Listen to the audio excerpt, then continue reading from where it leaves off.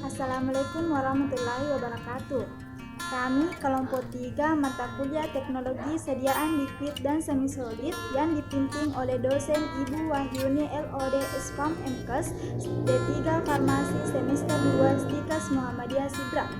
Kami akan memaparkan materi tentang pasta yang terdiri dari pengertian pasta, jenis-jenis pasta, bahan yang digunakan, cara pembuatan, indikasi, kontraindikasi, dan efek samping yang diberikan. Baiklah, sebelum kita masuk ke pembahasan materi, saya akan memperkenalkan teman-teman kelompok saya terlebih dahulu.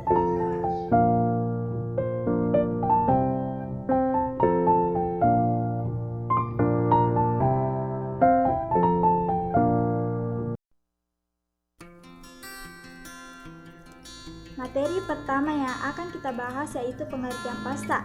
Pasta menurut Farmakopeia edisi 3 adalah sediaan berupa massa lembek yang dimaksudkan untuk pemakaian topikal. Biasanya dibuat dengan mencampurkan bahan obat yang berbentuk serbuk dalam jumlah besar dengan vaselin dan parafin cair atau bahan dasar yang terbuat dari gliserol, masilago ataupun sabun. Biasanya digunakan sebagai antiseptik ataupun pelindung.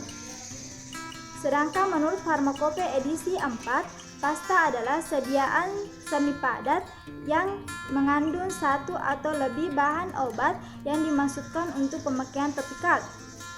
Cara pemakaian pasta yaitu dengan dioleskan langsung kepada luka atau dioleskan pada kain kasa, kemudian kain kasa tersebut ditempelkan pada luka. Adapun cara penyimpanannya yaitu ditempatkan pada wadah yang tertutup rapat atau baik. Adapun jenis-jenis pasta yakni yang pertama adalah pasta berlemak. Pasta berlemak adalah salep yang mengandung lebih dari 60% bahan padat. Basisnya biasanya terdiri dari vaselin atau parafin cair. Pasta berlemak ini bersifat kaku, keras, dan tebal yang biasanya tidak meleleh pada suhu tubuh.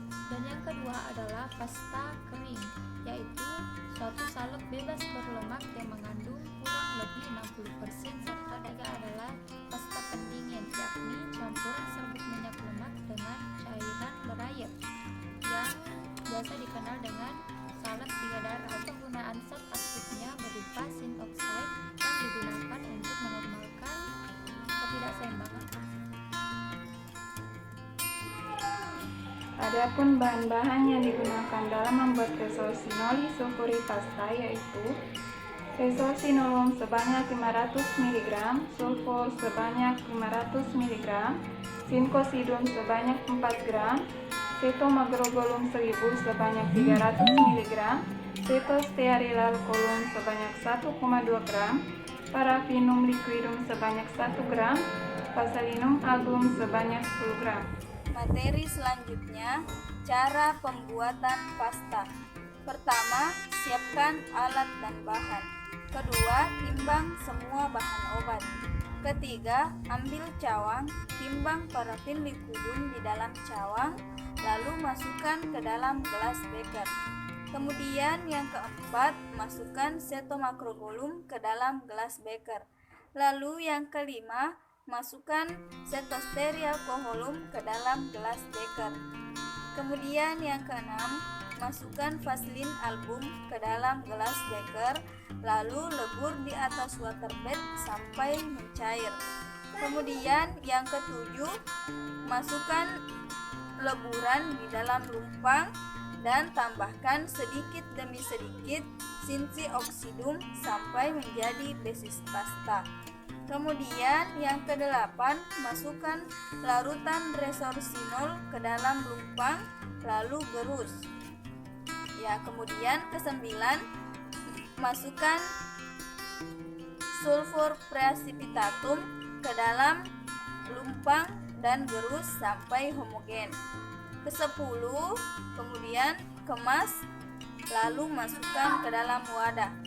Kemudian yang ke-11, beri etiket biru. Indikasi: efek untuk perawatan jerawat dan kulit dengan keadaan yang mirip. Kontraindikasi: jangan gunakan obat lain pada bagian yang sama dengan obat ini. Efek samping, gejala kurang umum atau langka. Iritasi tidak muncul sebelum menggunakan obat ini. Gejala keracunan resolusi. Yang pertama, diare, mual, sakit perut, atau muntah. Yang kedua, pusing. Yang ketiga, mengantuk. Keempat, sakit kepala beberapa kali sampai berkelanjutan. Yang kelima, gugup atau kurang istirahat. Yang keenam, detak jantung lambat, nafas pendek atau sulit bernafas. Yang ketujuh, kelelahan yang tidak bisa atau lemah dan berkeringat.